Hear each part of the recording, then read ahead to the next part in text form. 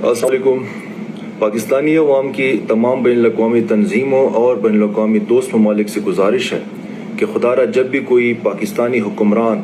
آپ کے پاس قرضہ لینے آتا ہے یا بھیک مانگنے آتا ہے ان کو انکار کیجیے گا۔ جب بھی پاکستانی حکمران آپ کے پاس آتا ہے تو یہی آپ کو کہہ کے آتا ہے کہ یہ جو قرضہ مانگ رہے ہیں، یہ جو بھیک مانگ رہے ہیں آپ سے، یہ پاکستان اور پاکستانی عوام کی بہبود کے لیے ہے، اور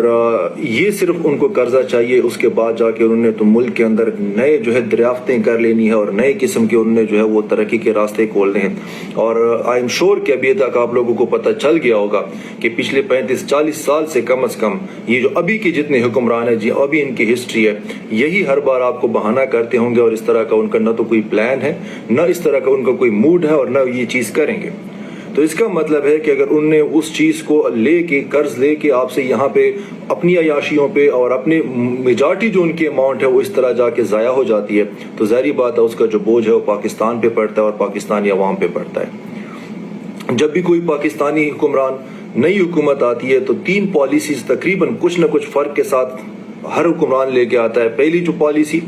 جب بھی حکومت آئے گی تو کسی دوست ممالک کے پاس قرضہ مانگنے یا بھیک مانگنے چلا جائے گا۔ دوسری جو پالیسی ہے کہ جب بھی حکومت آئے گی تو وہ IMF سے قرض لینے چلا جائے گا مختلف اور سخت شرائط پہ۔ تیسری جو پالیسی ہے کہ ہر حکومت جو ہے وہ کسی نہ کسی ادارے کو عوام کے پیچھے لگا دے گی، ٹھیک ہے، کہ ان سے آپ ٹیکس اکٹھا کرو تو ان کی آپ کرپشن کا پیسہ واپس لے کے آؤ۔ ان کے خیال میں یہ تمام ملک کی تباہی کا اور ملک کی جو معاشی بدحالی کے جو ذمہ دار ہے وہ بیچاری پاکستانی عوام ہے، اور جو آلریڈی پیسا ہوا طبقہ ہوتا ہے ان کے جو جینا ہے مزید 2 بار کر دیتے ہیں۔ تو میری تمام دوست ممالک سے گزارش ہے، میری تمام دوست تنظیموں سے گزارش ہے کہ خدا را پاکستانی حکمرانوں کو قرض دینا بند کیجیے گا، تاکہ وہ اسی ملک کے اندر جو ہمارے آلریڈی اتنے زیادہ ذخائر ہیں، اتنے زیادہ ہمارے ملک کے اندر اتنا ٹیلنٹ ہے، اسی کے اوپر ہی کام کریں، اور تاکہ ان کو اسی ملک کے اندر جا کے ان کو تھوڑی محنت کرنی پڑے۔ وہ جو آسان طریقے سے ان کو پیسے مل جاتے ہیں وہ صرف اور صرف اڑا لیتے ہیں، اس کے علاوہ اس کا کچھ نہیں ہوتا۔ اور آپ سب کو بھی پتہ ہے کہ اس طرح کے جو قرضے ہوتے ہیں اور اس طرح کے جو